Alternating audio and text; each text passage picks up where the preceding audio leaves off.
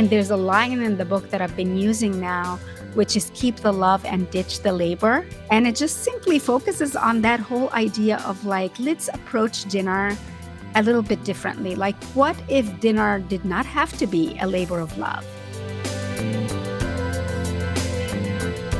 This is Taste. I'm your host, Matt Rodbard.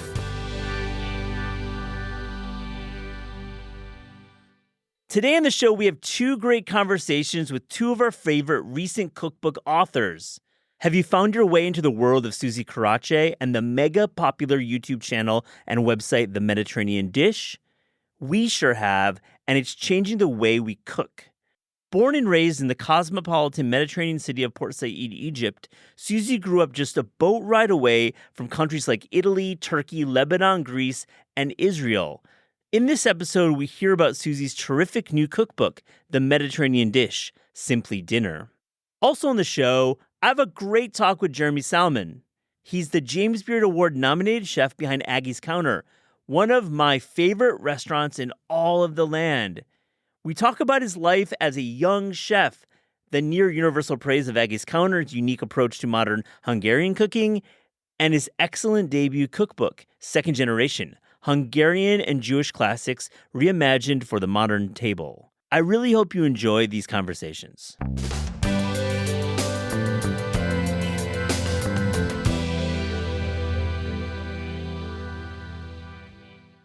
Suzy Karadsheh, welcome to This Is Taste. How are you doing? I am great. How have you been? I know I'm good, and we were in Greece in June, hanging out with all the Taste travelers. Yes. It was such a fun trip. I really would love to go back soon. I know. I feel like we had great weather, and we'll get to that trip, and we have maybe another trip planned, but we've been doing these trips. We were in Puglia last year in Greece, and we have something else planned. I'm just love hanging out with you. It's so much fun. Yeah, same here. It's been great. Well, we got to talk about the book, Mediterranean Dish, Simply Dinner. Terrific book. Not easy to do a follow-up, and you did it pretty quickly. So I really appreciate it, and we'll get into the book. But let's start by talking about the Mediterranean Dish, the community that you have founded and created. I want to know, when you connect with your readers every day, what are they looking for from the Mediterranean Dish? Yeah, so this is so exciting because this is the first time I say this publicly, but the Mediterranean Dish was founded exactly 10 years ago. Happy birthday. So this is a fun time to be celebrating with the second book coming out and everything. So when the when I started the website 10 years ago, it was really, I think you know the story. I started it for the sake of my two daughters, and I just simply wanted to record the flavors of the Mediterranean and the recipes I grew up with, the hospitality of the people, all the good stuff. I just wanted to pass that on to them. And then slowly but surely, people began to partake of these recipes and reach out. And now our community has grown to millions of people.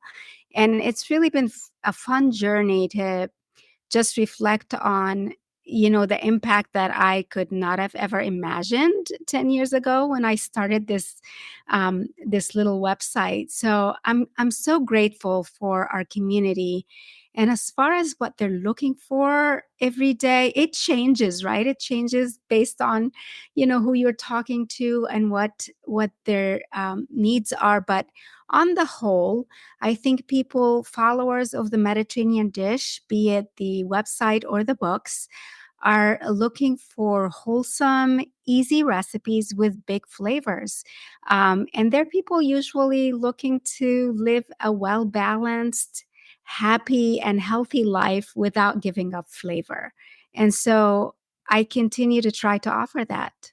It's amazing that you've grown so much in 10 years, and it's a lot of bootstrapping, and now you sell products as well, and you do YouTube videos and a lot of social, and it's quite an impactful community, and I've experienced it firsthand with the travelers. And, you talk about living a healthy and happy life, and I think I get a sense that living life is a big part of the Mediterranean dish and the Mediterranean diet, and I get a sense that your followers want to follow your recipes to live a better life in many ways. Talk about that a bit, about the Mediterranean diet. Honestly, a lot of times when people reach out, they're wondering where to start, with the Mediterranean diet. And I feel like they come with the expectation that they're going to be given a list of do's and don'ts, like eat this and don't eat that. And because, like you said, the way of life is very much a part of the diet. It they People are often surprised at the fact that we really focus on just eating as much as possible whole foods and focusing on just good for you ingredients and trying to limit ultra processed foods. But then they venture into the community piece of it, the gathering at the table, how important it is to spend time with loved ones and really decompress from your busy day and really focus on mealtime, not so much as a big, labor and like so many dishes that you work so hard to put together, but more about what it means to gather at the table, be it around a small dish, even a plate of hummus, like we were talking before, or something bigger. What matters is that you showed up to the table. And so I feel like that's that part of it. I have continued to talk about more and more over the years because I feel like people in general kind of think of a diet differently from the way that we live over in that part of the world. And so it brings me a ton of joy to see, like when we were in Greece with the travelers, to see the light bulbs go off and to see how people connect the dots between, yes, we have a set of great ingredients that we cook with. We don't fuss so much about food and we don't count our calories and in that sort of manner that people do when they are on a diet. And then we focus so much on being together and on the joy of the table. And when that light bulb goes off, I just get so excited. It gives me goosebumps. I love that anecdote because when I got back from Greece, I have to say I felt really differently. I felt full of life. I felt like we had a lot of activity and a lot of walking, but we were Yeah. eating, as you say, we were eating a lot of food. It was like more than I usually eat. But I, Yeah. I have to ask you, did you have a similar feeling when you were returning from Greece? And also, when you talk about eating as much as you want and eating whole foods, Mhm. I'd love to get a sense of some of the products that are part of the Mediterranean diet Yeah. that maybe we saw in Greece, but also just in general from your cookbooks. Yes. By the way, I lost weight coming back from Greece.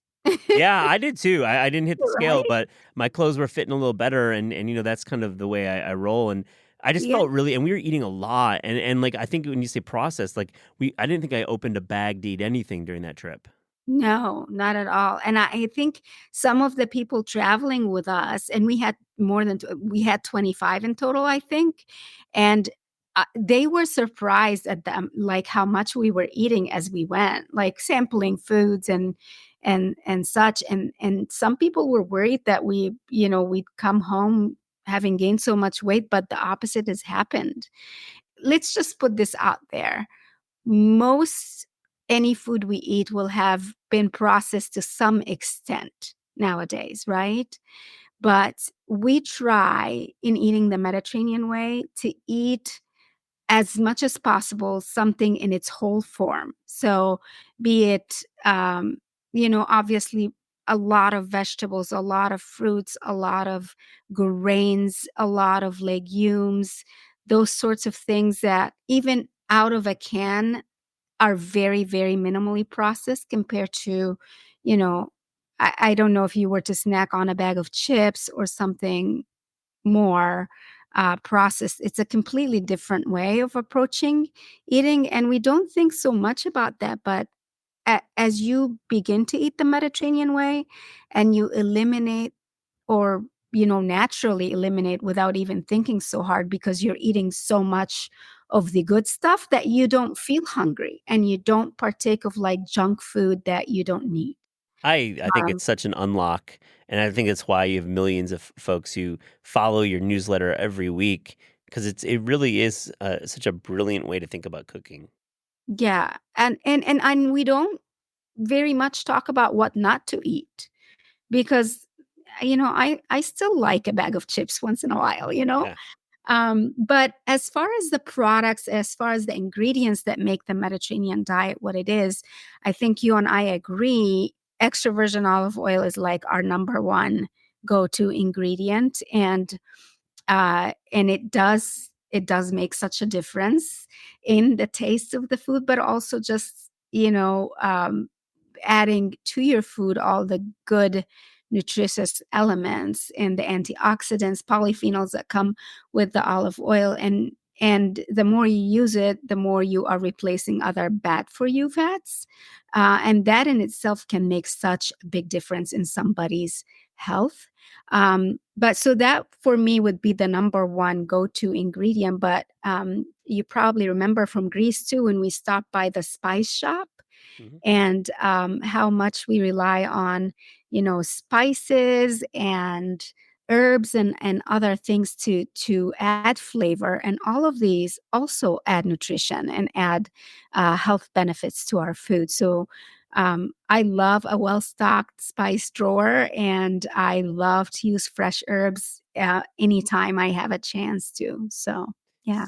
Good thought there. You've been on the show a couple times, and I'll link to it in the show notes. I don't want to go over your bio because there's some great episodes we've already done, but I feel like we should touch on it a bit. Your background is so unique, and it feels like you're so qualified to lead this community. You grew up in Egypt, you lived in Michigan, you now live in Atlanta, and talk about how your journey has made you really qualified to write these Mediterranean-inspired recipes for this very large audience. I only feel qualified because I'm kind of like the girl next door.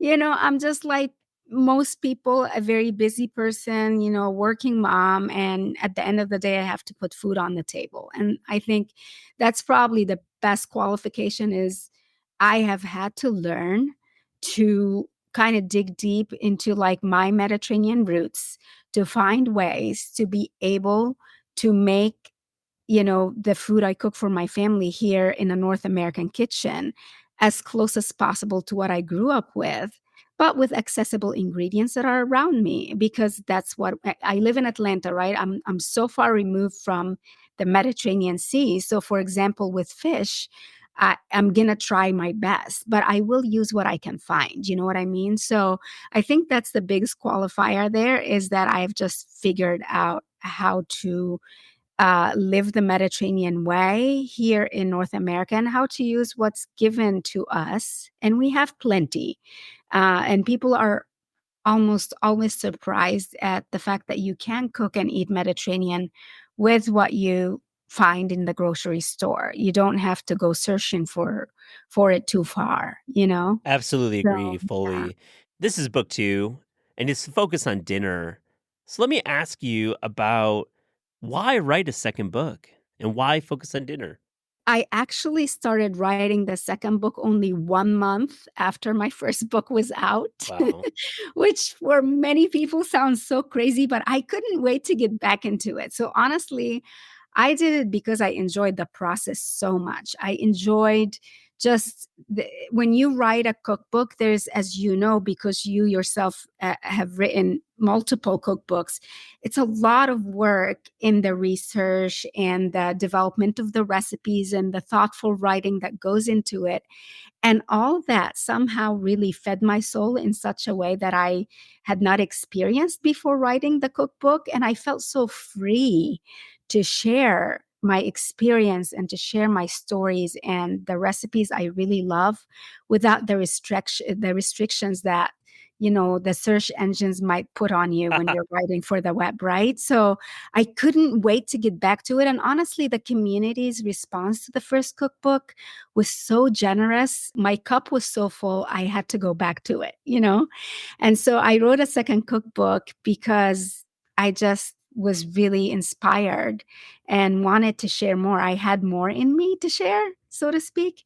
And also because people, our community continued to grow, and I continue to listen to what people need. And over the past 10 years, probably one of the questions that I'm almost always asked, almost on a weekly basis, is like, how do you put dinner on the table every single day?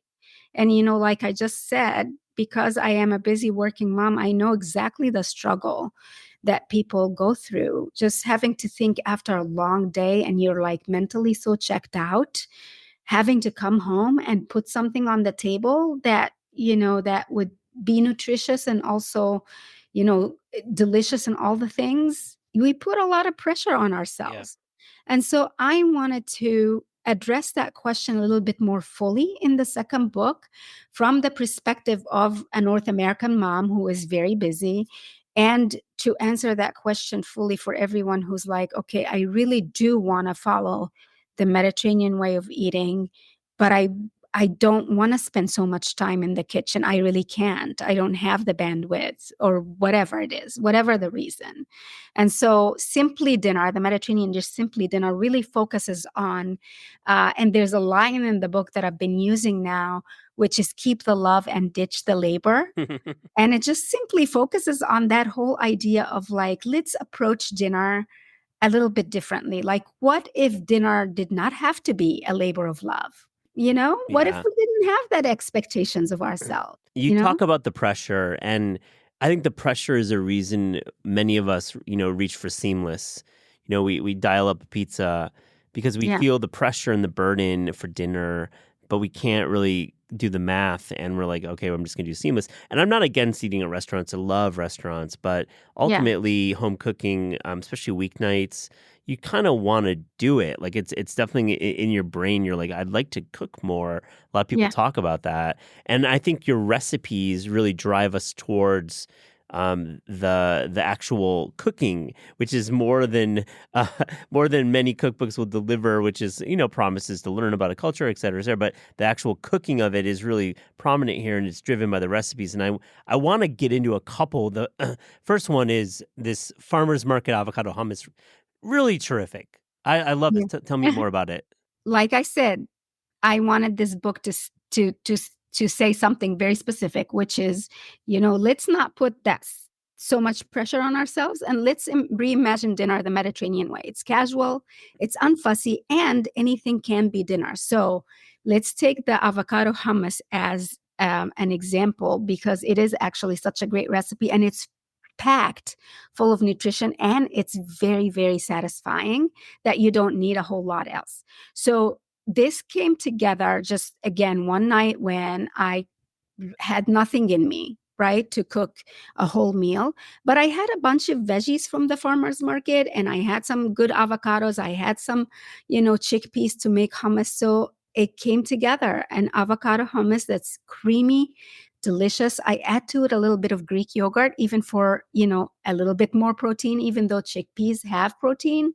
And then, so it just makes it extra, I don't know, sinfully creamy, so to speak. And then I chop up some veggies and add that on top, and I make a big platter of it, and we just gather around it with some pita bread, and that's dinner, you know?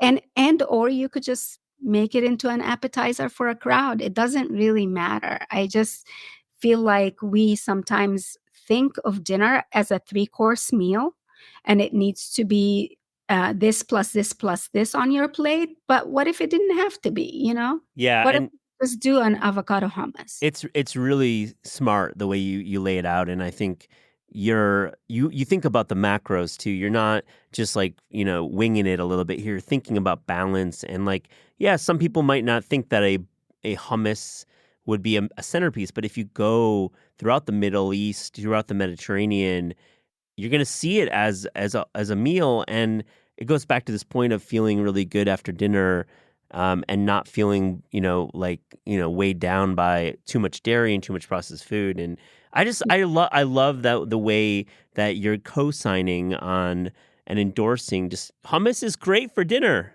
Yeah, yeah, exactly. Anything can be dinner, I know. and so that's part of I think that in our culture nowadays, especially with social media, and we're all like, I'm guilty of this too. We scroll and we look at food more than we actually make it, Matt, 1 million times more than we make it, probably. right? And so I the goal with this particular book is I want it to be the most cookable book on somebody's shelf or, on the counter. I don't want people to look at it and go like, it's so beautiful and so nice, and I'm just going to put it on my coffee table only to stare at it. No, I really want you to open Of this book. course, you I want to be want you to cook splattered with it. with hummus. Yeah. Another recipe that really speaks to me is the mujadara, which is and it's very oniony. I love that you call it very oniony mujadara. And Yeah. tell me, how do you transform these lentils into this, dinner, into the centerpiece that is very much a dinner? Yes. So most people really don't think that lentils could be a whole meal in their own, on their own. And they're not a sexy ingredient. Like it's not something like you remember when kale was the sexy thing, Yeah, totally. right? When like an ingredient will come up and everyone is making it. And but lentils you will never hear about Yeah. about them being like a viral situation, but they are packed full of nutrition, and again a great source of protein when you don't feel like eating meat or cooking meat. So in this recipe, mujadara is really just a three-part dish that is so humble, so humble, but so delicious. So it's rice, lentils, and a ton of onions. Like that's tons of onions. And it starts with caramelizing the onions so deeply, cooking your lentils part of the way, and then adding the rice and cooking everything together in one big pot, and finishing up with crispy onion bits or onion rings on top. And I serve that usually with just a side salad for my family. And it is so darn satisfying. People can't believe it sometimes when I serve it. So, in this particular book, though, I did it with bulgur wheat, which is another way, another grain to replace the rice if you like. So Yeah. it's I fun. I'm compelled to make some mushadara for a main course. And again, I think some listeners might, be skeptical that these dishes can be main courses. But again, if you travel to Turkey, to Greece, to Italy, you're gonna Yeah. have these dishes as the centerpiece, and you're giving everyone the okay to do it. And back to Italy, Hmm. I loved seeing the Puglia recipe. We went to Yeah. Puglia, and you Yeah. had this tribute recipe, and it's peppers and tomatoes. I'd love to get the story behind that.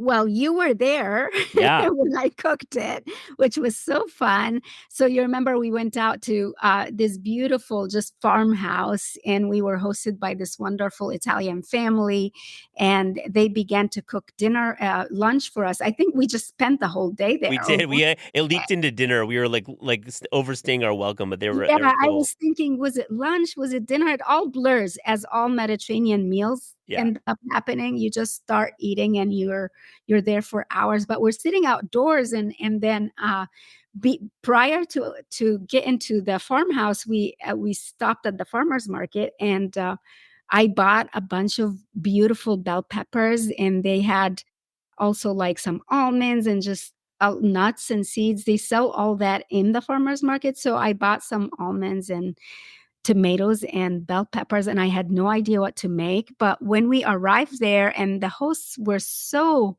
generous to let me use their kitchen, so I just began to make this little dish with chopped up, bell peppers, onions, garlic, and tomato. And we made this big medley.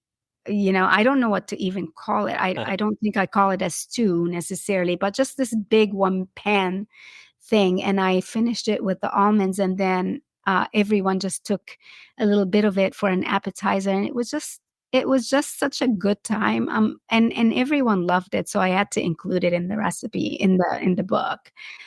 So yeah. It's a great example of your real ethic of cooking with whole foods and getting that pepper and getting that tomato. And it doesn't have to be the perfect tomato. These were quite perfect because they were in the in Mhm. Italian sun. But you can go to the grocery store, get a bell pepper, get some tomatoes, get some almonds. Almonds has great protein, and Yes. really you scoop a little nice bread. And again, this can be a big part of the meal. I mean, you might do a side, you might decide to put Yeah. some fish or chicken on the side if you Mhm. decide, but it's so great.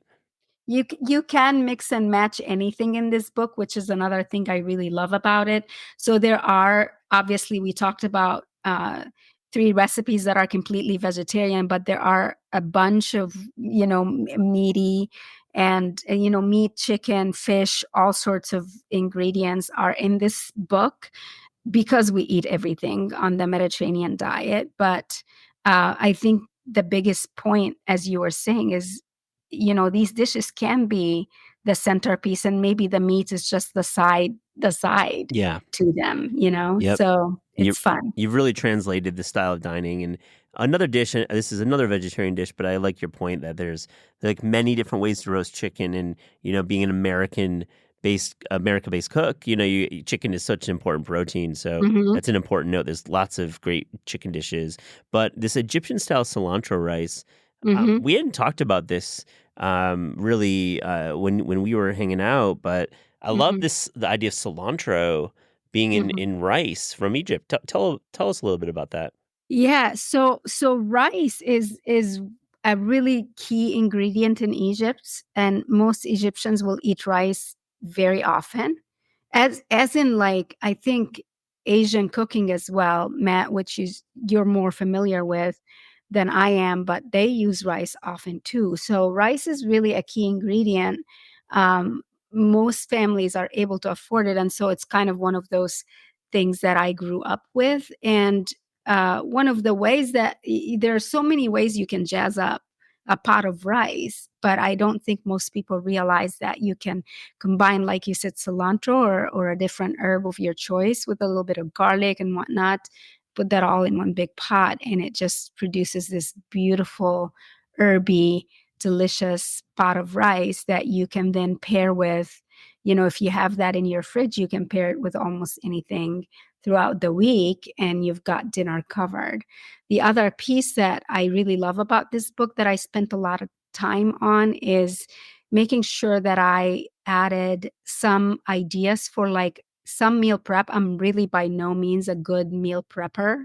I'm Who not is, man? Who is? that's really kind of not the Mediterranean way. We don't cook in bulk necessarily, but what I mean by meal prepping the Mediterranean way is, for example, cook 1 cup of grains, any grains of your choice, and keep that in the fridge, because when you come home at the end of the day, work day, and it's busy, maybe you pull out that little bit of grains and make a salad next to it, and maybe quickly make saute some shrimp or some other protein of your choice, and you have dinner. You've made yourself dinner. And so I have bits and pieces of just tips on what things I like to make and keep in the fridge, so that it's easy for me when I don't have the brains to think about dinner, that I'm just like, okay, I have these 2 or 3 things in the fridge, and I'm gonna put them together, and dinner is served. It's such a great point. I mean, it's the way the Mediterranean lifestyle lives, and you've got your rice, and you're making a rice bowl here, and I love been eating a lot of bowls myself. It's like a, Yeah. a grain bowl, and you've Yeah. got your side of protein if it's like roasting a quick chicken thigh that Mhm. you might have pulled out from the freezer, or whoever you have, and then to your point earlier, use your spices, use your sauces, and then Yeah. those 3 combinations of vegetables, grains, protein, and then some kind of sauce or spice. That's dinner. Yeah, absolutely. Like, raid the fridge. You'll find something, Absolutely. you know? Yeah. How does the Mediterranean dish think about sweets? Because it's Mhm. not necessarily the way that will, like, a Michigander like myself thinks of sweets. Yeah. And I think it's a nice way. It's not as big of an emphasis in some cultures. It's not a monolith. The Mediterranean countries are quite different, but Yeah. there seems to be a common thread in the sweets department, and you write Yeah. about this in your book. Yeah, so in terms of sweets, and I do always include a dessert chapter, because people are always like, well, you're writing a Mediterranean diet book. Surely there are no sweets. There are always sweets in my cookbooks. There always will be, because I'm a sweet tooth. But I will say this: I think the approach to sweets is, like you said, it's a secondary situation. Like, it's not. We don't always have dessert at home for my family. But when we do, it could be just a piece of fruit, maybe with a little bit of honey. So there's a recipe in the dessert section that is basically melons and honey. And uh, I make a little bit of a sauce to put on top of like watermelons and cantaloupe. And I think it's like honey and pistachios. And it's just very, very simple. And it just makes the fruit pop even more. But so dessert is not really something that we worry about so much, but we do love, a piece of baklava once in a while. And in the cookbook, Hmm. I have a baklava cheesecake, which everyone absolutely goes crazy for it every time I make it. So it had to be included. And we don't really worry so much. We'll have our piece of cake and we'll enjoy ourselves and move on. Like we don't, it's okay, is what I want to Yeah. say. Yeah, absolutely. Let's go back to Greece a little bit more.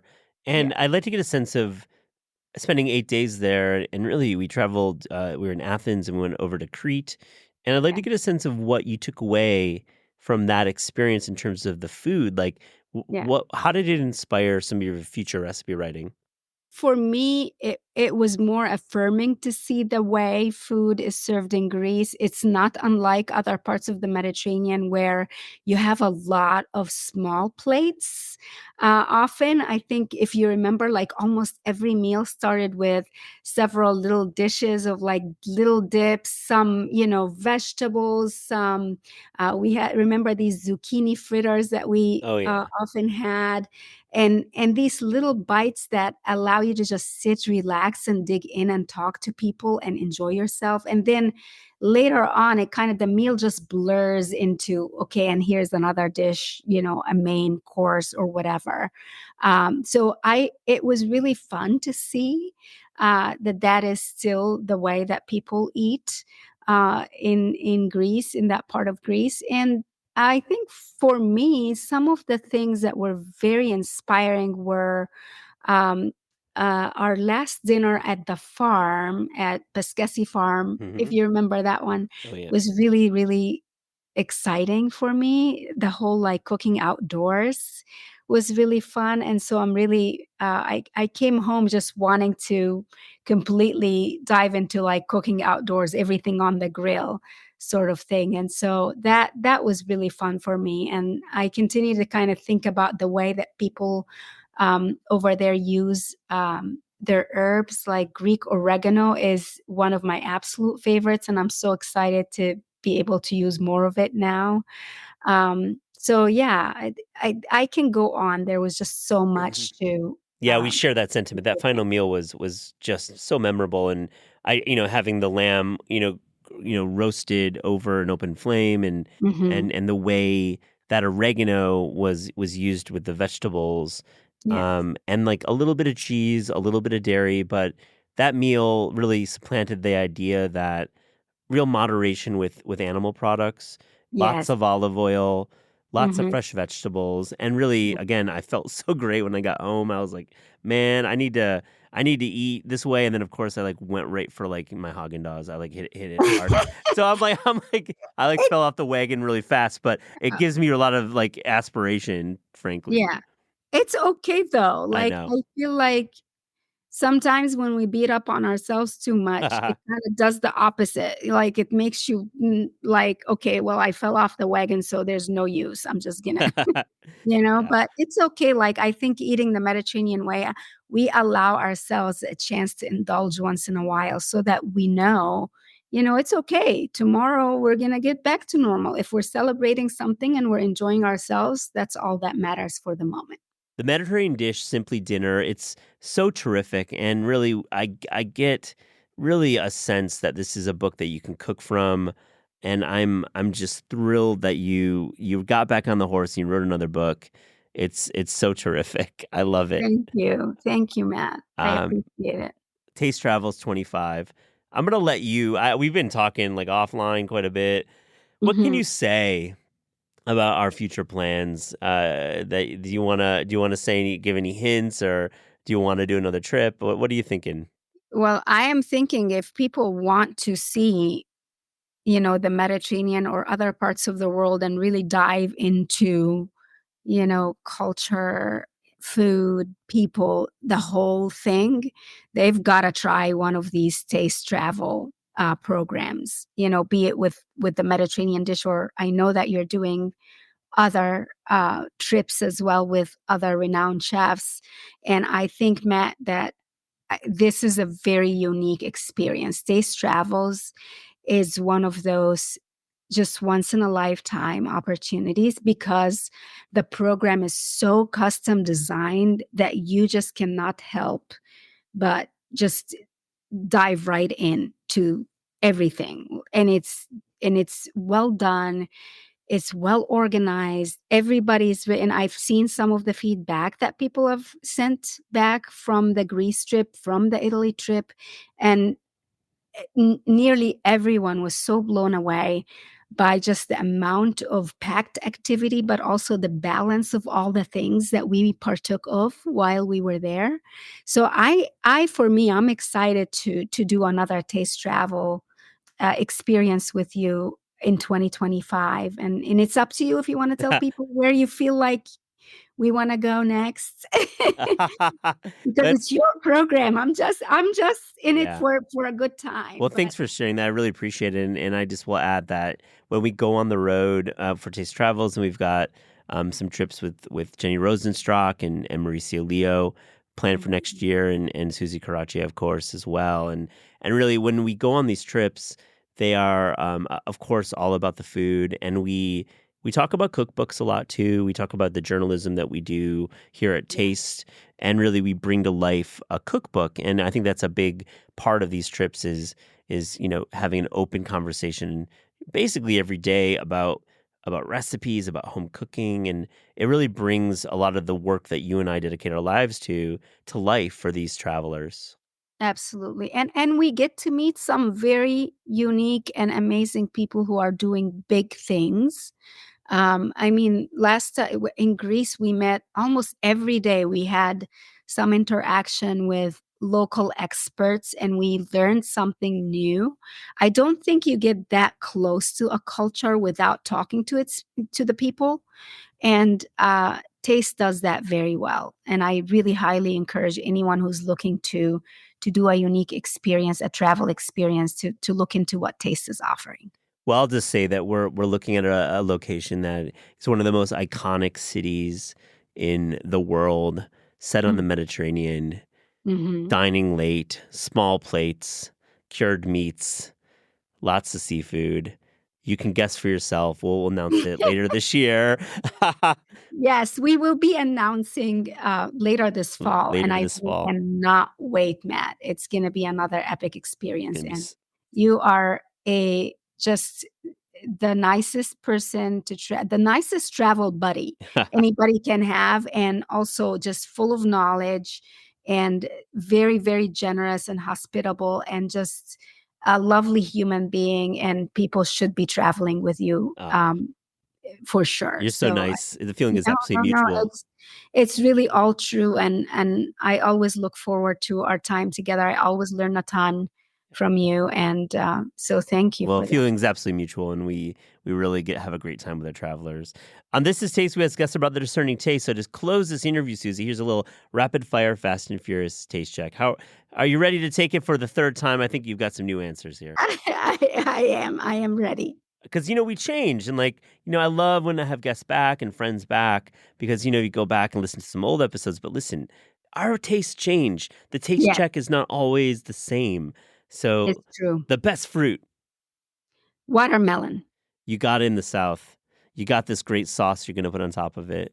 I'm gonna turn to that recipe this summer. I Yeah, love it. The yeah. worst vegetable, Parsnips. tough one, tough hang. Yeah, yeah. Yeah, Although I feel like I can jazz it up, but I'm never motivated enough to do it. yeah, it's a hard pass for me too. The best dessert. Baklava ice cream. Oh, it's so good. Yeah. That orange dessert we made at the cooking class Yes. in Athens was Yes. that too. Like, talk about that a little bit because I think you developed a Yeah. recipe.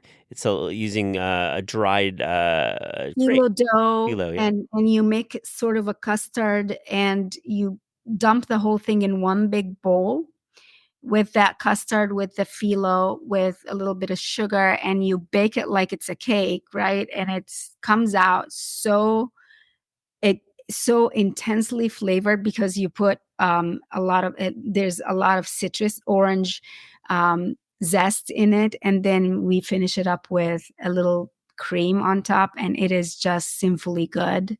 So it's kind of an in between a pie and a cake, Yeah. a wet cake, so to speak, Because like you pour a little orange simple syrup drenched. on it. Yeah, it's drenched in orange simple syrup as soon as you take it out, and Yeah. it's just, oh my gosh, yeah, it's great. Your favorite American fast food chain?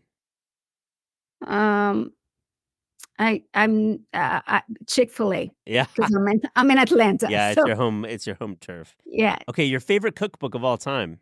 Aside from the Mediterranean dish, I've been looking at your latest one, Matt. I'll have to say, Okay, yeah, okay. yeah, Korean all the way. This Korea is world, baby.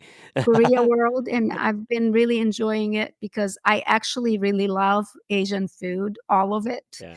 And so I don't know much about Korean food, and I've been looking at your book lately. So All right, I love that. You know, Atlanta's got the most amazing Korean community up yeah, Buford Highway and Duluth. Got yes, that up we that. do, we do. Yeah, Your favorite recent cookbook discovery? I don't know if I've recently discovered anything That's else. okay. Yeah, We'll skip that one. I'll close with this. And to close, your favorite sandwich? I'm still between a shawarma pita and a falafel pita. You I can't go don't know wrong with why. either. Those are two. I can never like get far away from You those. can't go wrong with either. Yeah. So fun catching up with you, Suzy. I hope to see you soon. Thank you so much for joining. This is Taste.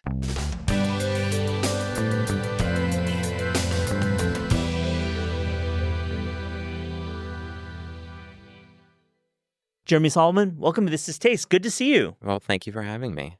I'm a huge fan of your restaurant, your cooking. Augie's Counter, goes by both, I guess. Remarkable. You're doing an all-day concept. You've got a pastry counter. I'll let you talk about it more, but you've got this restaurant at night, and it's modern Hungarian cuisine. And I've been a few times, and I'm just blown away. So congratulations. Well, thank you. Yeah, that means a lot. It's been a wild roller coaster from November of 2021 now. So very proud of everything we've accomplished.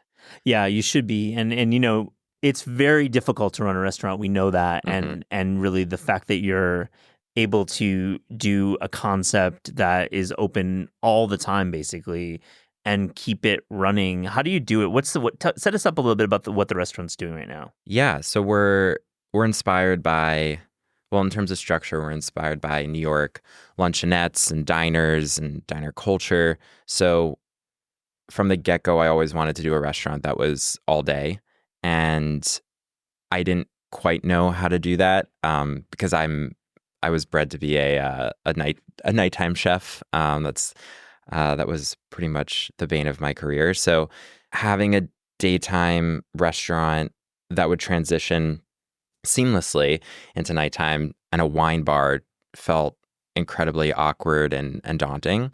But I opened up and the daytime menu just really took off. And I was very surprised, quite honestly, to be known for like morning things and biscuits and deviled eggs and all things that are so delicious. Yeah. And my team makes really well. But I was pleasantly surprised, but also just like, oh wow, I didn't know I could do that. Yeah, So, well, it's incredible at your young age, the fact that you're doing such a complicated pastry program, breads program, and then at night it flips and it becomes a James Beard finalist dinner service, which is just the wine service, and we'll get into what modern Hungarian cuisine means.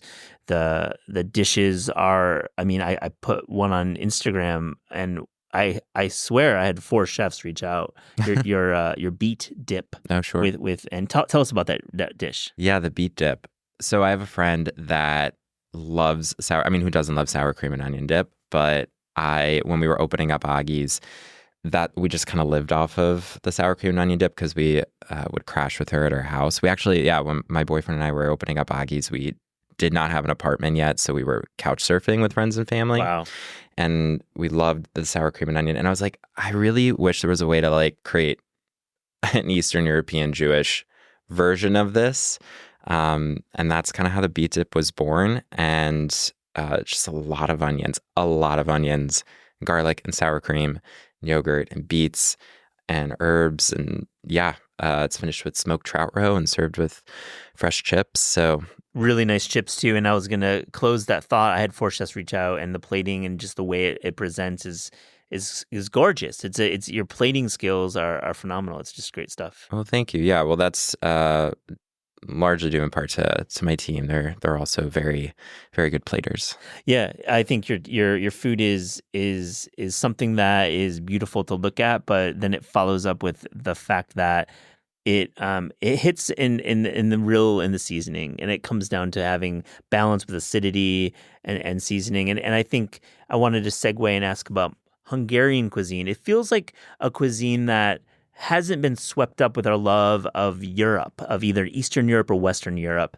Of course, we know the Mediterranean countries, but even like Germany and other countries I feel, a little more praise and press.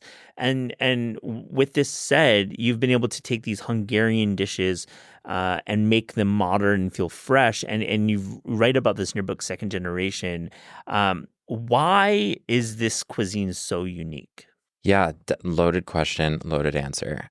Hungary in general is a very complicated country. What country isn't? But I think it has this really incredible, rich history that folks don't know about or tend to overlook. It's also, currently its political territory is also really complicated, as is ours.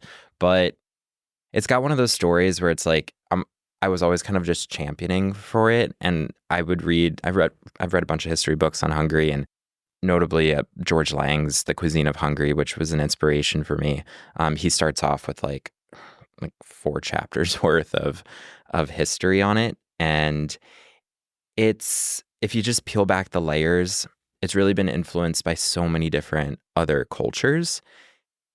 And yes, you could say that about other things, but you can really kind of see it and dig deep and kind of pull from different eras and flavor profiles and stretch things. And that's what I thought was really cool about Hungarian cuisine, is that it's not just what you see on the surface. There's definitely stuff below it. You just got to dig. Oh, yeah. And we'll go over some of the dishes. We know chicken paprikash and goulash are these kind of canonical dishes that we know in American food culture, but there's so much more. And for me, I've been to Budapest. I've been to Lake Balan and traveled through the wine regions. And, it's a country that lost the most Jews in the Holocaust. The Jews were eradicated from Hungary during that time. And so that's deep history. And then, of course, you've got a Soviet history, too.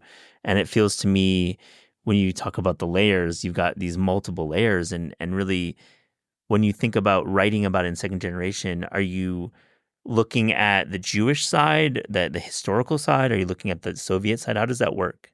Really, well, the concept for Second Generation really started before Augie's. If anything, the book was kind of the seed for Augie's Counter. And at the core of all of it is my grandmother, Augie. And I wanted to kind of open the doors to Hungarian cuisine, shed new light on it, but almost in a way of following my grandmother's story. So I'm not really focusing necessarily on Hungary per se. I am, but Augie's Counter and the book are in tandem kind of inspired by her journey from Hungary when she fled in 1956 during the revolution. She went to Austria, worked her way through Europe, came to New York, met my grandfather in Queens. And there's just that story, and that food is like this, it's just like a a train ride through all these different things. And so it's really about her and then hungry at the No, same time. Jeremy, thank you for clarifying. It's a really strong statement. It makes a lot of sense now that you say it that way, how it is more of a family history and a story about immigration. And now you've kind of unlocked a little bit in my brain about, okay, this now makes perfect sense. And it's a cuisine that I find deeply fascinating, and I love especially the wines too. Mm-hmm. You know, Yeah. you really are onto something. Let's go back to when you're a youngin'. When you were 9, you declared to your parents that one day you would become a chef. Yeah. And now you're a chef. How Mhm. did you know at 9? Yeah, I think about it sometimes, and my mom likes to remind me that is we were on the way home from school, and I just said, you know what, I think I'm gonna be a chef one day, and she's like, yeah, okay, great. Yeah, as Because most you know parents you wanted to be an astronaut, the day before, and whatever, a soccer player the day after, but no, I really stuck with it, and I owe it to these 3 women in my life, my mom, and both my grandmothers, because they really made food at the center of everything, the good moments, the bad moments. It was a way to just cope with life. And all my like big discussions and big life changes have mostly happened over food. And I think the idea, maybe, I didn't think about this when I was 9, but maybe in some way, shape, or form, subconsciously, I wanted to like have that superpower. I wanted to be able to produce something that could comfort somebody. And I would also come home and my mom would be watching soap operas. And then Rachel Ray would come on at whatever, like that 4 or 5 p.m. time slot. And then Ina, and then Paula Deen. That just kind of naturally, I would do my homework in front of the TV and watch with her. And so, yeah, I think it just brings me a sense of comfort. I love that sentiment. And you mentioned a few names, but looking back, and it could be not just as a youngin', but when you were at the CIA and starting your career, who were your culinary heroes? From day one, I was a big Giada De Laurentiis fan and Emeril Lagasse. Like those were the two, because that's all I knew. That's like all I knew when I was 10, 12. No excuse needed. Yeah. Those are great people. Giada sat in that chair that you're in like a month and a half ago. No, Yeah, she's the best. I have all of her cookbooks. I got a couple of them signed, and I am definitely a fan. And yeah, I would say also Nigel Slater, who's a cookbook author in the UK, and he was one of the first cookbooks I bought. It was called The Kitchen Diaries. He's somebody that I really looked up to. And although more of a cookbook author, not necessarily a chef, but I think he is. And yeah, those were the realm of which I was brought up in. Yeah, those are great mentors and I guess mentors in the printed sense. But take us to the CIA. You went to Culinary Institute of America. What's that experience like for you? Is it a 2-year program? Is it a 4-year? What did you end up doing there? Yeah, so I was told to go to school, to go to CIA specifically, by every chef I had worked for. So I had a career, I'm putting quotation marks around that, in through like 7th and 8th grade, and then into high school. That's how I like paid for my car. And I worked for Todd English for a year. When you were in 7th grade? When I was in 8th grade, I worked for Todd English. Wait, that's low key insane, dude. You worked in a kitchen in 8th grade? I grew up in Florida, South Florida, Boca specifically, and he had a restaurant called Wild Olives, and it was a popular restaurant at the time. And I remember I had eaten there, and my dad leaned over to me and he said, "You should ask them if they're would take you one day a week." And I was also, before that, I had been scooping martini glasses full of sorbets at there was a local country club in Boca Raton, Florida. Yeah. There's hundreds of those. So I was looking to make I was like, yeah, sure, I should be in a restaurant after school, because why not? And I got friendly with the chef. I came in once or twice a week, and I would help them make their flatbreads and cookie dough, and so that and was you my loved first it? show. Oh yeah, I should have been, for anyone my age, I should have been terrified, but something about it just really blew me away. What did you love about it? Was it the craft? I mean, you're obviously a craftsman. You're an artist. Did you love that part? Did you love the people? Like, what was your jam there? I can relate this back to the CIA. I really hated school. I was not a fan of school. And so anything that took me out of that environment, and also I know I was never somebody that had a big friend group with people my age. So I always got along with people that were older than me. So being in the kitchen setting really nourished all of those needs. And yeah, just learning things that were new. I was always very into like things that were hands-on, obviously making like the flatbreads at Wild Olives and rolling out, they had like pies on the menu. And so it was just a very stimulating experience. So when you were at the CAA, when you said you hated school, did you hate like high school, or did you actually hate the CAA too? I hated high school. Okay. So what's CAA like then? Yeah. So long story short, culinary school was just not for me. And like I had mentioned, I was told that I had to go by chefs at Wild Olives, and then I went to work at this bistro called Brûlée on Atlantic Avenue in Delray. And sounds like a kind of place where Brûlée would be. Oh, absolutely. Yeah. On in Pineapple Grove. Yeah. And so I was just kind of force fed that. And I was like, okay, that's what I have to do. I got to go to culinary school. I never took my SATs because they weren't required for that. And yeah, when I got there, I definitely was, big eyed and was wide eyed. And I was just, everything was, I was like, oh my God, I'm in a place where I can learn to do what I love. And while I think that rang true through halfway through the experience, there came a point in time where I said, I come from this working background and I really miss just learning on the job. And also there was this student debt looming over me, and having to, knowing that I was going to have to pay that back, I really wanted to just start working as soon as possible. So you left after a year? Left after a year, right at the their halfway mark where they transition you into your internship. Oh, so you were like, I don't want to have to pay to be an intern.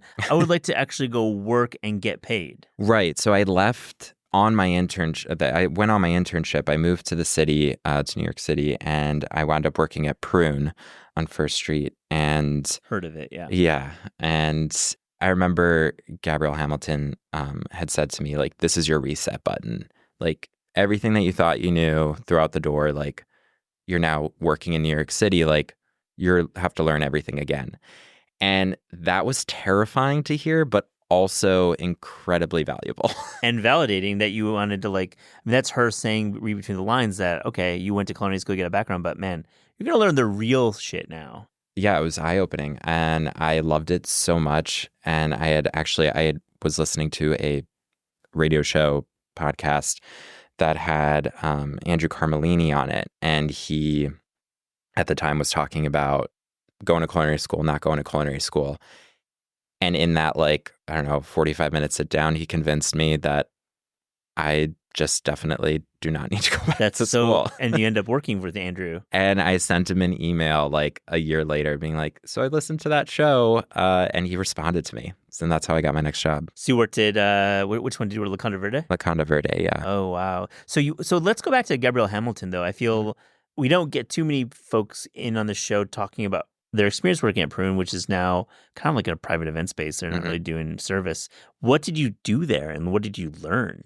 Yeah, I was a line cook in every sense of that position. And Prune is a notoriously small New York City kitchen with this really cool basement that feels like you're in a maze with all these brick walls. And it's like quintessential New York of a very specific era and time. And looking back, I think I romanticize it, but it definitely, I wish restaurants like that, more of those existed, and they still do, but it's definitely something that is of yesterday. And while I was there, I worked the line. I did saute. I was on grill and fry. Gabrielle, and I admire her so much for this, is that even though she was this celebrity chef within the industry and, author and writer, and she could have been anywhere else. Like, she would be on the line, running the pass, plating the food, and I'd be like right behind her, and she would look back and she'd be like, that doesn't look good enough, or you need to redo this again. That's not how we plate. And so I learned a lot of my plating skills from her. Yeah. Because the way that she would plate was like effortless. Like, it looked, the end result was this beautiful, effortless thing, but it was really painful to create it and to like see her, because her vision of food is so specific to her. And it's not just like, oh, I'm going to take a sauce, smear it through the plate, slice it. Yeah, it wasn't like Negative Space and John George style. This is like Gabrielle Hamilton Downtown. And I see a lot of it just like in your Caesar with caraway rye, the way that's plated in a way, it's structural. It's like, it's actually vertical space, the way you do it inverted. And that's feels like prune to me. Yeah, there's definitely, I learned a lot from her. I learned a lot from the chefs that worked there. And at that time, I was actually, the sous chef was Dara Tesser, but also I worked with Mashama Bailey.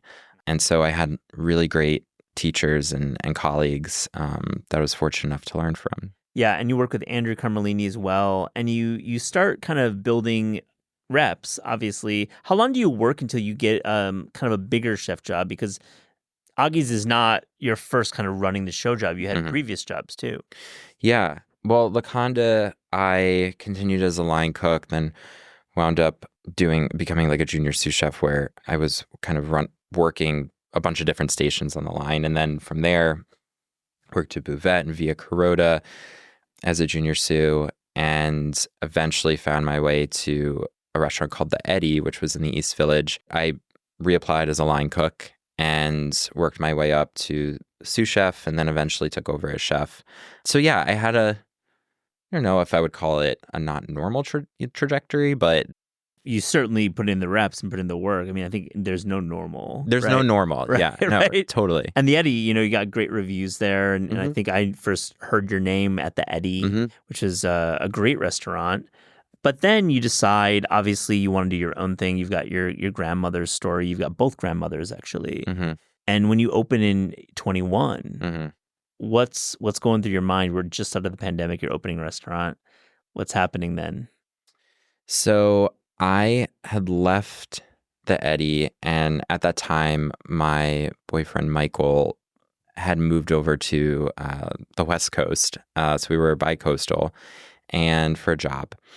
And so when the Eddy closed, I was like, well, I've never been anywhere else but the East Coast, and might as well just go try something new. So moved out there, helped open up this wine bar that had Austrian roots called Esset. And in what city? It was in Los Angeles, right near Sunset Junction. Is it Sunset Junction? East side, Sunset Junction, yeah. And so when we were living in Echo Park, and I had toyed with the idea of really opening up a restaurant. Obviously, that for me, that had always been like the end goal, but I'd been working on second generation, and like little by little, I'd kind of come back to it, and then also the restaurant, but I didn't have the funds to do anything about it. So yeah, when the pandemic hit and Esset closed, and I had all this time, as did the world.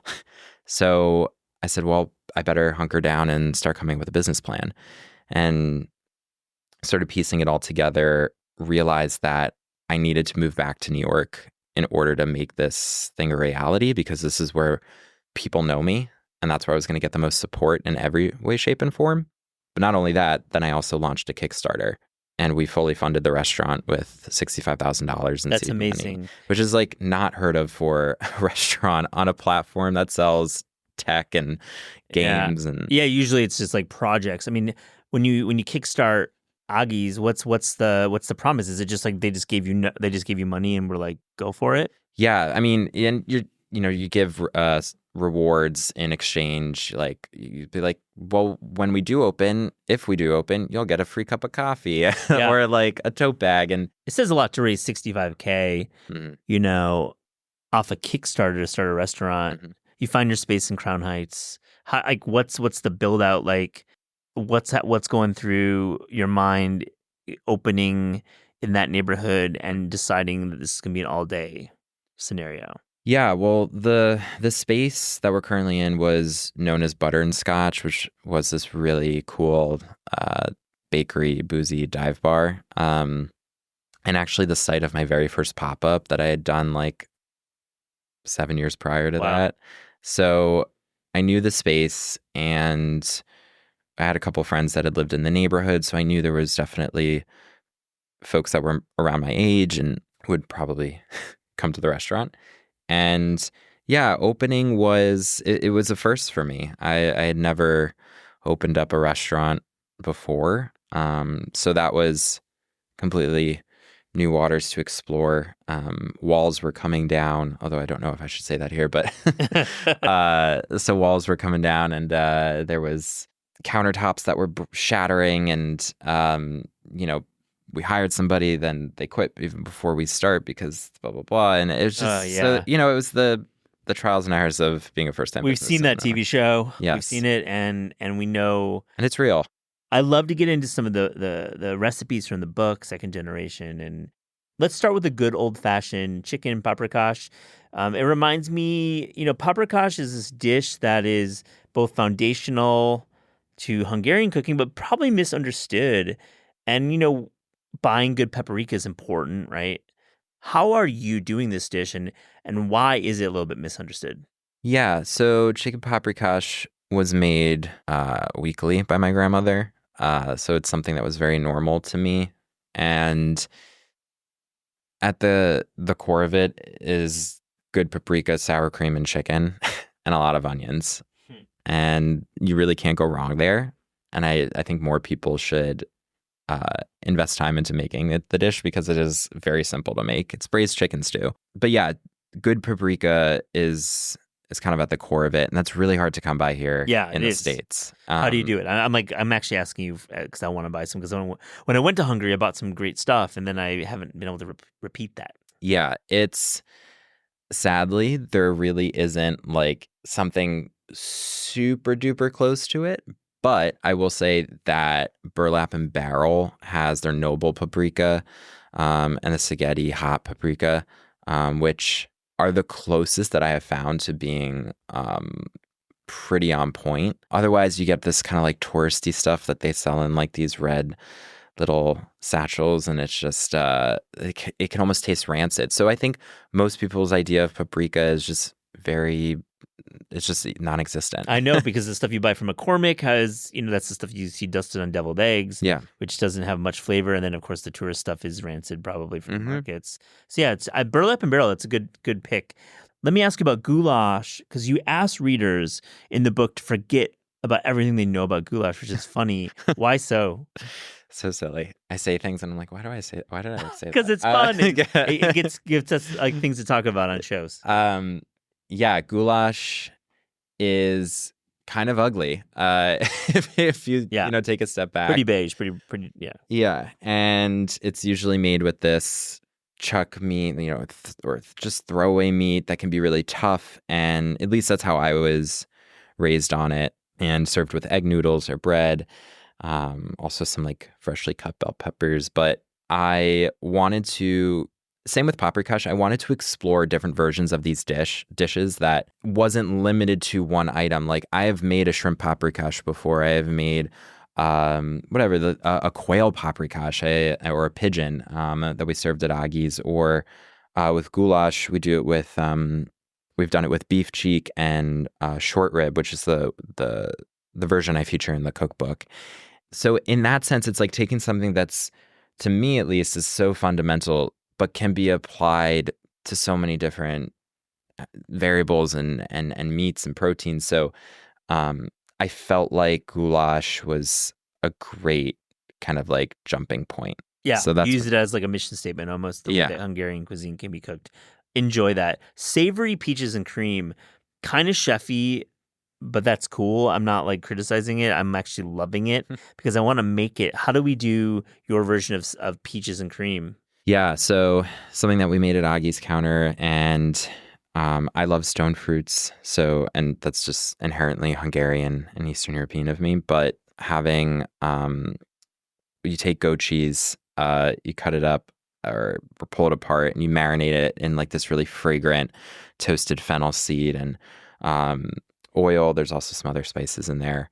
And then it gets draped over marinated stone fruit that sometimes we toss it in like lovage vinegar or chamomile vinegar and olive oil, and then just throw a bunch of herbs on it. And it's just really lovely. I sense a theme with pickling fruit. It seems like acidity in fruit is something that you really embrace, cherries or even blueberries, and definitely with the peaches.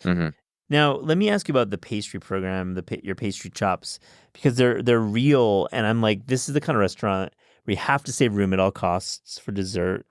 And let me ask you, how do you think about your pastry case, your baking case? First part, second part is, what is the genesis of this amazing cheesecake that everyone talks about? The Augie's cheesecake is amazing. Yeah. The cheesecake was developed by our opening pastry chef, Renee Hudson, who modeled it after the Junior's cheesecake. Yeah. And which is such a solid choice. Cake. Yeah. And I wanted a dessert that on the dinner menu where there was just one dessert, and it was done incredibly well. That always was something that really piqued my interest, because desserts at any restaurant are like always a hard sell. There's always a lot of waste. But pastry chefs put so much time and love into them. So I wanted to showcase something that I just felt like really brought all that together. So the cheesecake was born, and I wanted to put olive oil on it, which Renee absolutely did not want to do. And it wound up really taking off, and people really jived with it. So it gets the olive oil, the flaky salt, the lemon, and then we added the blueberry compote to it. And I think the lemon and olive oil is an incredible addition. And then when you walk in during the day, there's an incredible bakery program, and you have so many baking recipes in this book. What draws you to that? Yeah, well, I've always loved baking. I've considered taking the pastry chef route, but I didn't.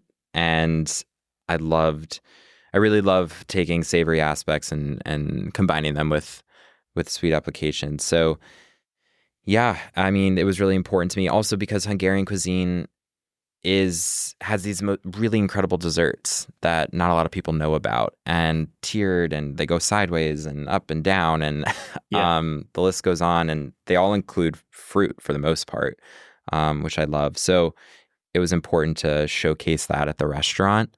It's a sneaky book in terms of the pastry ambitions in it. It's a smaller trim, and you might think it's just like Hungarian, but it's like really a beautiful pastry book. Oh, thank you. Yeah, great job. I have 2 chapters on pastry. I know. It's like really notable. Why didn't you become a pastry chef? Why did you decide to run your own restaurant? I decided not to be a pastry chef because I, maybe like most savory chefs, just get impatient and don't always have the patience to I love figuring things out, but it's definitely, being a pastry chef is so intensely methodical and strategic, and I'm always looking to just bounce and do the next thing. Yeah. Not that I don't take the time to figure things out, but it certainly was. Yeah, it would be hard for me to do. Yeah. I get it. You understand your limitations, but you also have to be the boss. Yeah. Which is a different skill set. Yeah. To be able to move from the kitchen, I was just talking to my employees, and I was like, I have to find something that I can wear that I can like a Superman costume where I can transition from the kitchen to working the front of the house to doing admin work to meeting with vendors to working on a cookbook, and they don't make one outfit for that, and maybe someone should. Yeah. Or maybe I just haven't found mine yet, but to wear all those hats is, it's a hard juggle for sure. I love hearing your story, and I recognize the difficulty. This is an Ed Anderson book, which I've worked with Ed on a book as well, and I love Ed Anderson. Talk about working with him. He's one of my favorite photographers around.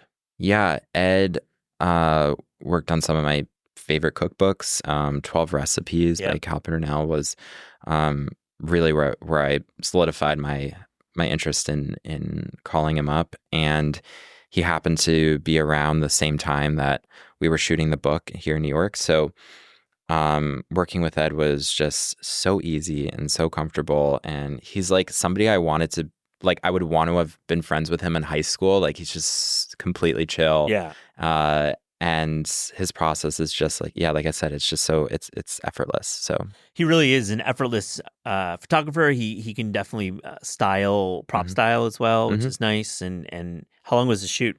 2 weeks. Yeah. Yeah, which was, I liken it to summer camp. I think back on it, and I was like, it was the best group of people, especially for my first time doing a shoot. And it was every day. It was in the flower district. At a studio in the flower district. Yeah. And, where that scene in The Hours where Meryl Streep is like, I think I'll buy the flowers today. And it literally was right there. Oh, wow. And so it was just, it was beautiful, and it felt like camp, and it was a good time. Yeah, it really delivers. It's a beautiful book. We were talking off mic before we got on mic, and I need to bring it back to the mic. A second location is in the works. Yeah. What can you say right now about what you're planning? So it is not an Augie's 2. Okay. It leans away from that narrative a little bit into a new narrative that is also deeply personal to me, and explores just different roots of mine that I've always wanted to. A little bit more Southern. I spent a lot of summers in North Carolina, and it's a cuisine that I've always wanted to kind of dive into, but maybe like, I'd reference Gabrielle Hamilton. It's very specific, my version of what I think Southern is to me. Yeah. Which is influenced by a lot of different things. So, I guess everyone will find out when it opens. Yeah. Are you planning to open this year? Yeah, hopefully for like mid to late fall. Yeah. Excellent. Is there a name yet? There is a name. It's called Pitts, which was my nickname growing up. It was my father's nickname for me, Pitts. That's so cool. That's a great name, and I can see it like written out too. It's a cool name. It's a great space, and it's I'm really excited. We have a really great team that's being formed, and it'll be. What neighborhood? Same neighborhood? Different neighborhood. So, but that I'm not gonna tell right now. You've started saying some things. I'm like, all right, I'm gonna push my luck and ask for the neighborhood. And you're like, I'll stop with the neighborhood. All right, right. We'll stop there. But we'll look for Pitts opening in the fall. I'm sure it'll be really well covered. And man, I hope to have you back. We can talk about Pitts. Yeah. On This Is Taste, we ask guests about the discerning taste. So to close this interview, here's a little rapid fire, fast and furious taste check. Jeremy, are you ready? I think so. The best fruit. Stone fruit, nectarines. Love that. The worst vegetable. There's no such thing. But this is very chefy.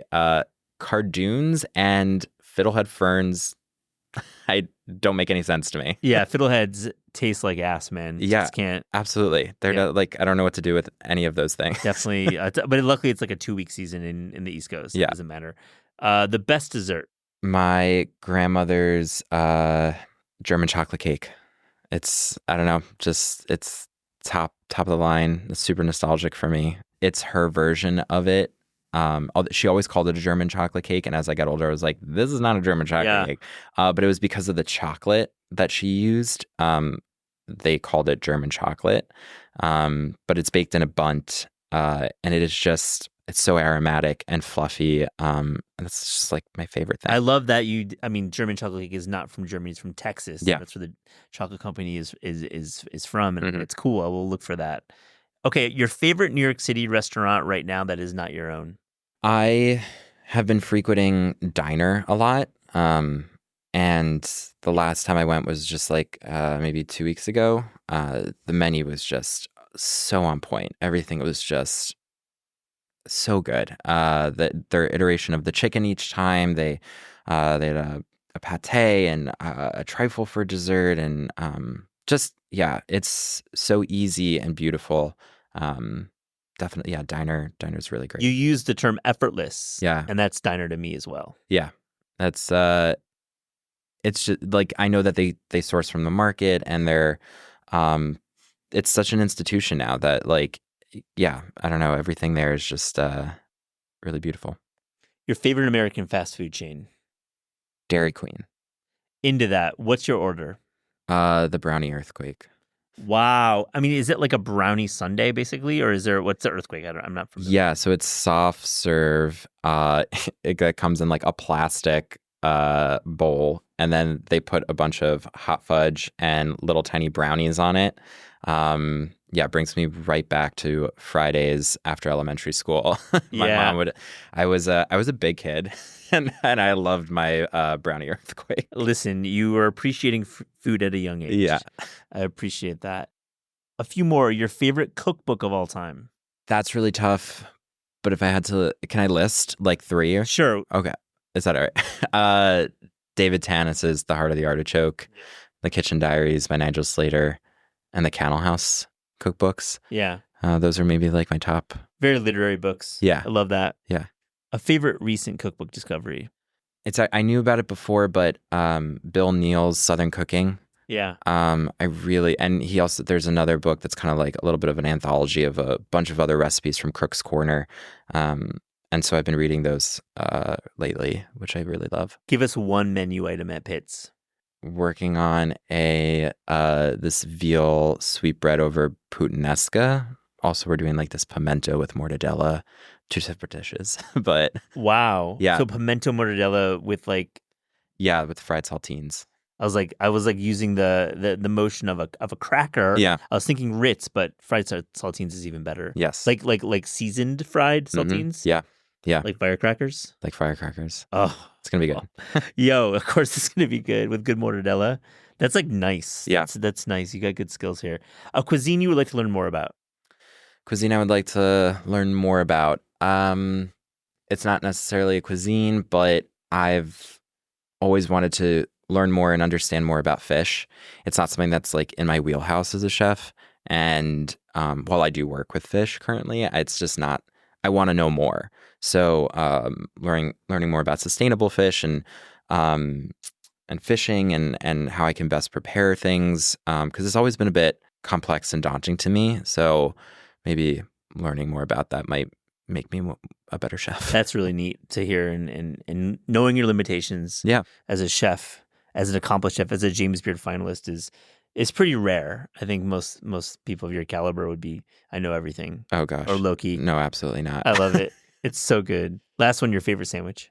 My favorite sandwich is the American combo at Court Street Grocers. Yeah, that is my favorite. It's just it's got the ham, turkey, the pickles, the slaw, the secret sauce. Yes. It's got everything you want in a sandwich. Or the Kai, was it the Kai Rizdle? The Kai Rizdle from Wax Paper, Los Angeles, which is a tuna salad with like celery and pickled peppers on the Lauren and Peter. I actually know them. They're the owners of Wax Paper. It's like I used to order that all the time from them. That's my favorite radio guy too. Yeah, Guy Rizdal. Yeah, I love him. I don't have a lot of experience listening to him. I knew him first as a sandwich name. Yeah, you knew him first as a sandwich, which is even better. I love that. So yeah. But anyway, yeah, those are my favorite sandwiches. It's great. Jeremy Salamon, thank you so much for joining This Is Taste. Thanks for having me.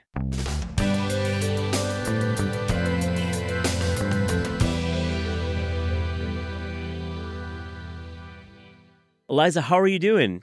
I'm good, Matt. How are you? We're doing a series of segments that are previewing our great fall season. We haven't seen every book, so we're not calling these the best and the greatest. We haven't been able to assess everything, but these are books that have jumped off the Amazon page, off of the Books Are Magic page, off of the Omnivore pages, our favorite indie retailers. They're the ones that really we're looking forward to. And again, Plant Forward is the category. What is your first book to chat about? My first book to chat about is called Easy Indian Vegetarian by Chetna McCann. Chetna's name you might know from the Great British Bake Off. She also has done a couple cookbooks, including Healthy Indian Vegetarian, which came out in 2020, which was one of my kind of comfort books during the early pandemic. I think she makes really great recipes, and I'm just excited to have a new one from her to add into my rotation. Yeah, I'm a big fan of Chetna, and I love that she is maybe going to come to New York and do an interview in our studio. So we'll look forward to that. My first book is The Weekday Vegetarians Get Simple from Jenny Rosenstock. Jenny is a longtime friend of the pod and has published a number of books. We may know Jenny from Dinner, a Love Story, her series of books from about a decade ago. But The Weekday Vegetarians is a popular Substack. And Jenny is just one of my favorite recipe writers, like straight up. She makes really accessible, simple recipes that have vegetables and are vegetarian focused. She's not saying that you should always have a vegetarian diet, but she's mostly cooking vegetable focused and vegetarian focused. These are 100 accessible stress-free recipes to make plant-forward cooking more streamlined. And really, she's focusing on the streamlined part here. Some of her, I would call more of her streamlined recipes in this collection include sheet pan gnocchi with butternut squash, mushroom charred bread pudding, crispy eggplant bowls with pistachios and basil. So she's really using the larder that we all have around and really focusing on streamlining dinner, getting it out on the table in an hour or less. And I just love Jenny's recipe writing. So this is a terrific collection. What's your next one?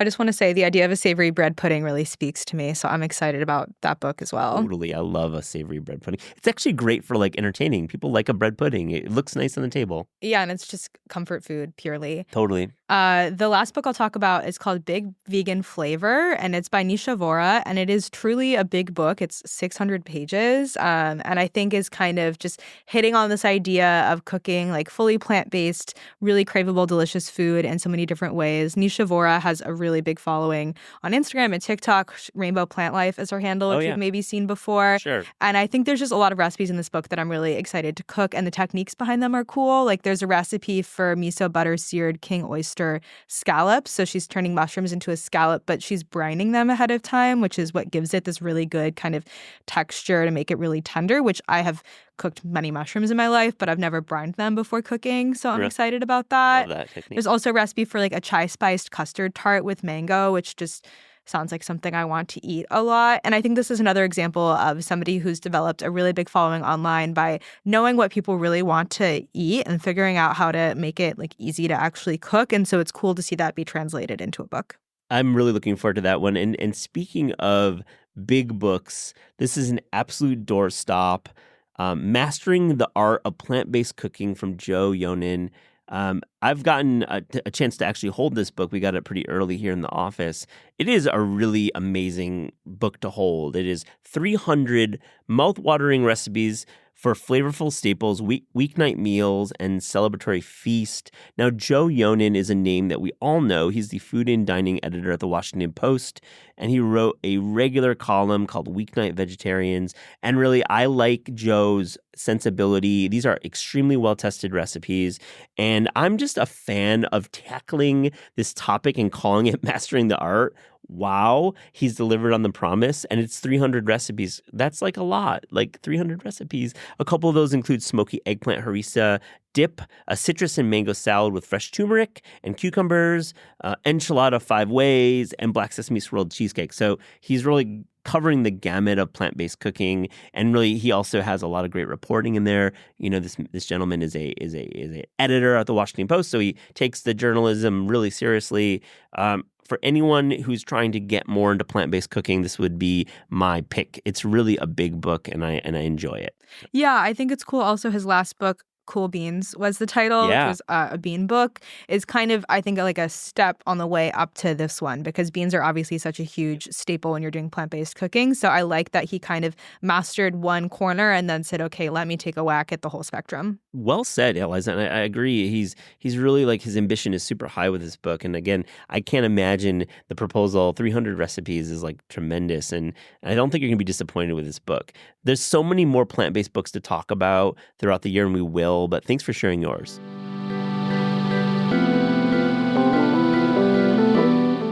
This is Taste is hosted by Eliza Abarbanel and me, Matt Rodbard. The show is produced by Shalia Harris and Pat Stango and edited by Clayton Gumbert. Theme music by Steve Rydell. Visit Taste online at tastecooking.com and make sure to subscribe to our newsletter for updates on all cool things that are happening.